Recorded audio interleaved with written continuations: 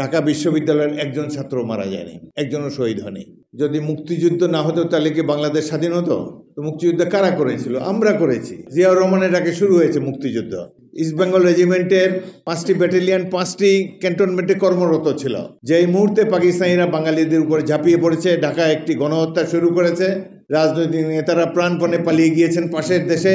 অরক্ষিত জনগণকে রক্ষা করার জন্য, প্রতিরোধ সংগ্রামে অবতীর্ণ হওয়ার জন্য যখন কাউকে খুঁজে পাওয়া যায় নাই, সে সময় ইস্ট বেঙ্গল রেজিমেন্ট এবং ইপিআর এর সৈনিকেরা অস্ত্র হাতে বিদ্রোহ করে প্রতিরোধ যুদ্ধে সামিল হয়েছিল, যার নেতৃত্ব দিয়েছিলেন মেজর জিয়াউর রহমান। তার স্বাধীনতা ঘোষণা জনগণকে অনুপ্রাণিত করেছে, উজ্জীবিত করেছে, সারা বিশ্বে ছড়িয়ে গিয়েছে যে হ্যাঁ, বাঙালি লড়াই যোদ্ধার জাতি, তারা প্রতিরোধ করতে জানে। এবং আলজেরিয়া, কিউবা, ভিয়েতনাম, বিভিন্ন দেশে দেশে যে যুদ্ধ হয়েছে, সেই গৌরবময় উপাখ্যান শুরু করেছে আবার বাংলাদেশের ছাত্র জনতার সৈনিক, বীর সৈনিকেরা। এই মুক্তিযুদ্ধ যদি আমরা শুরু করতে না করতাম, তাহলে দেখা যেত 1 মাস পরেই ভারতে যারা আশ্রয় গ্রহণ করেছে, জাতীয় সংসদ, প্রাদেশিক সংসদের সদস্যরা ফিরে আসতো। শেখ মুজিবুর রহমানকে হয়তো আবারও প্রধানমন্ত্রী করা হতো, কিন্তু এই দেশটা পাকিস্তানি থেকে যেত, আজও পাকিস্তান থেকে যেত। আমরা এই 24 বছরের বঞ্চনার বিরুদ্ধে দাঁড়িয়েছিলাম।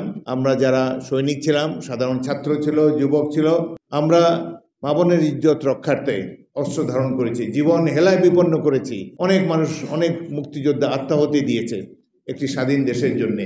কিন্তু বাঙালি এক অদ্ভুত জাতি, তারা সহজে বীরদেরকে স্থান দিতে চায় না। অধিকাংশ মানুষ লেপের তলায় শুয়ে শুয়ে চুপচাপ হয়তো রেডিও শুনেছে, কিংবা গ্রামান্তরে পালিয়ে বেরিয়েছে।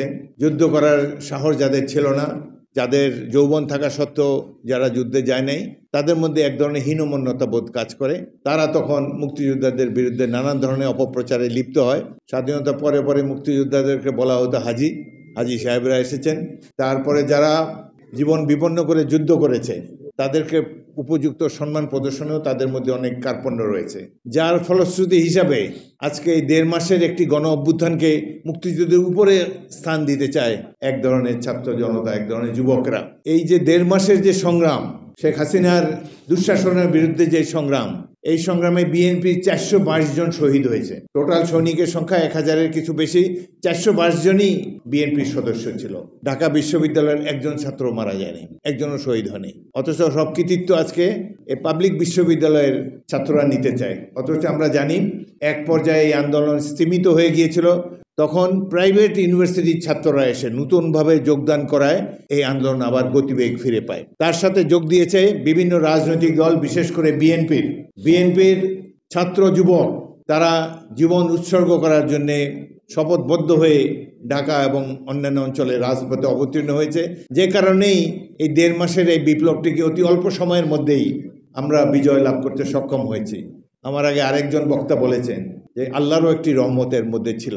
এত অপমান, এত দুঃশাসন, এত লুটপাটের পর যেহেতু অনেক শক্তিশালী কোয়ার্টার প্রতিবেশী রাষ্ট্র তাদের সাহায্যের সহযোগিতায় ছিল, এই সময় আল্লাহর সাহায্য আমাদের জন্য অত্যন্ত অপরিহার্য ছিল। এবং যেই কারণেই শেষ পর্যন্ত আল্লাহর হস্তক্ষেপের ফলেই, তার রহমতের কারণেই এই হায়না সরকার, ফ্যাসিস্ট সরকার এত নির্মমভাবে পরাজিত হয়ে লজ্জাজনকভাবে দেশ ত্যাগ করতে বাধ্য হয়েছে। গত 16টি বছর ধরে বিএনপির নেতৃবৃন্দ যেভাবে এই আন্দোলনে অংশগ্রহণ করেছে ফ্যাসিস্ট হাসিনার এই দুঃশাসনের বিরুদ্ধে, বাংলাদেশের ইতিহাসে কেন এশিয়া মহাদেশে কোনো দেশের ইতিহাসে এই ধরনের সংগ্রামের কোনো নজির নাই। এত মানুষ জীবন দিয়েছে, কতভাবে আমরা নির্যাতিত হয়েছি। পিতা মারা গেছে, জেলখানার থেকে পুত্র এসেছে ডান্ডাবেরি পরে বাবার জানাজায় অংশগ্রহণ করেছে। পুত্র আমাদের সবার সামনে রয়েছে। বাংলাদেশের ইতিহাসে এই ধরনের নির্মম অত্যাচার আগে বাংলাদেশের মানুষ কখনো দেখেনি। স্রোত পেরিয়ে আমরা এই দুঃশাসনকে বিদায় করতে সক্ষম হয়েছি। এখন আমাদের প্রয়োজন একটি জাতীয় ঐক্য।